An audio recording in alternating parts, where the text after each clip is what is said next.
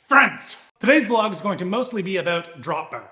Yeah, singular. More specifically about this drop bar. These are the Ritchey Butanos. I don't know if I'm saying that right. These are, without question, my favorite drop handlebar that I have ever used. Here's the numbers. So my set of Butanos here are 42 centimeter wide. I believe you could get them in 40, 42, 44, and 46. Pretty typical. The flare on these, not that aggressive, but appreciated. 12 degrees of flare. And at the bottom here, 2 degrees out. Really minimal amounts of flare. This is perfect for hand positioning. Up top, something I didn't think I would appreciate, 4 degrees of back sweep.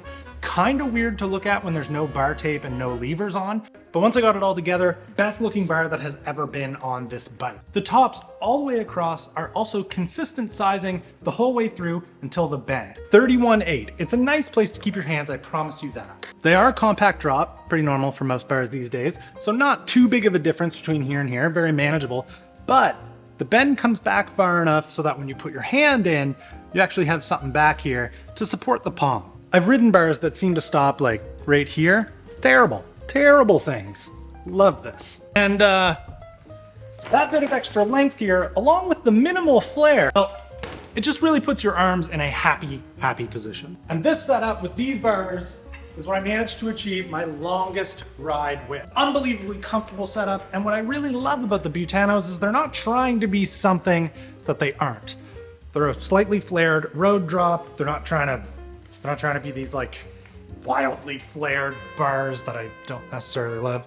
And considering old bars that don't have flares just sort of look broken, they look better than these, feel better than them too. Your arm doesn't end up hitting here when you're in the drops. Love that. They're as happy on the road as they are off-road, and I love them for that. But there's a problem. These are the first generation ones that came out in 2020, I believe, and they've changed them. As far as I can tell, they've added more flare from 12 to 18 degrees. They have done away with the constant tops diameter. They've made them more like aero and added internal routing, which is fine. Internal routing is fine. But all the stuff I like about them, I'm like scared that the new ones aren't as good. I should have made a video dedicated to these a little while ago so that everybody can understand how awesome they are. That way maybe they wouldn't have changed. So I'm doing it now.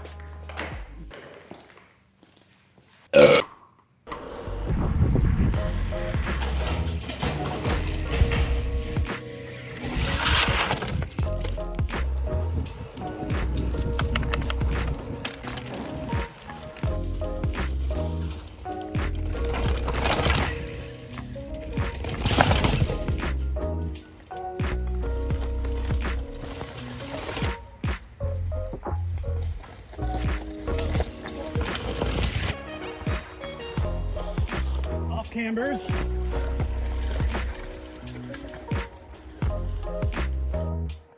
So I think just as I've kind of gotten more and more into mountain biking lately, flat bar, wide setup, big tire, suspension, I've gotten like less and less interested in having a drop bar bike that is like cloaking itself, sort of becoming just as capable as what a mountain bike is, yet still being kind of hindered by the bar shape, the frame geometry.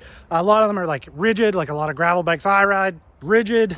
I wish I didn't walk up this far. I was just trying to keep this shot interesting. And definitely that shift in interest has made it so that when I want to get on a drop bar bike, I definitely want to be able to do like road miles on a bike that feels a little more roadish, yet still possess the capabilities to like through something like this and be kind of okay, like not really get a flat, have just enough control so that it's like, we're good here, but I'm not going to go try and ride like a single, like black diamond single track, just enough that if I am on Rawnstercross, I can be like, we should be able to handle that. I should be able to just like pick away at that.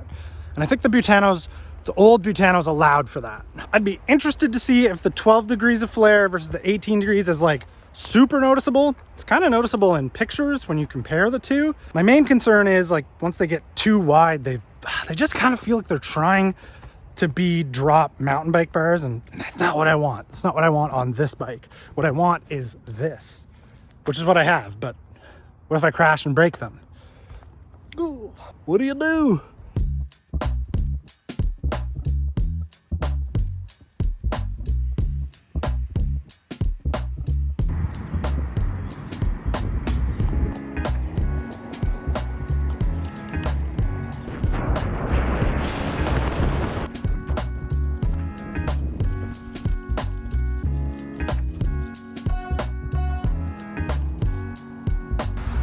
I would like to take a moment to praise myself on Ron's currently clean drivetrain, which I did today, due in part because the tubeless setup on the rear wheel finally failed after 1.5 years with an O-ring holding the air in.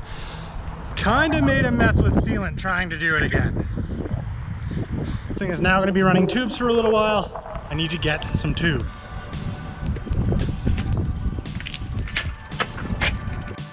Don't get stolen.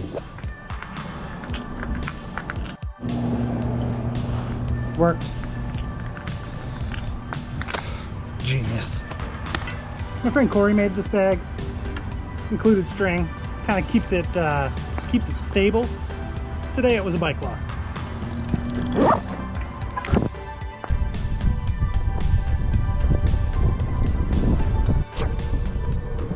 Okay, fantastic example coming up. We've done this a bunch of times. This is just like a gravel, you may as well ride this like road. And then if you go to the left here, like we always do, single track.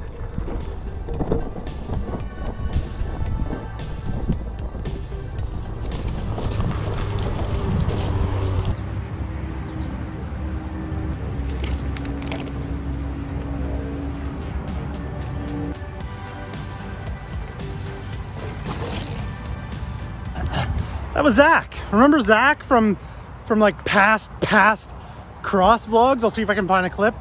That was Zach, which of course led this to being an 11-minute clip because we stopped to talk. Let's keep going.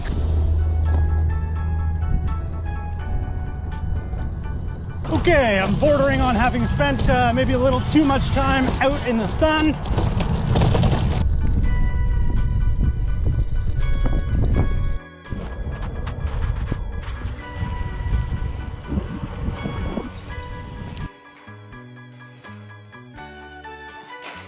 Okay, not really sure what I can add to a video about a handlebar that I really like but isn't available anymore.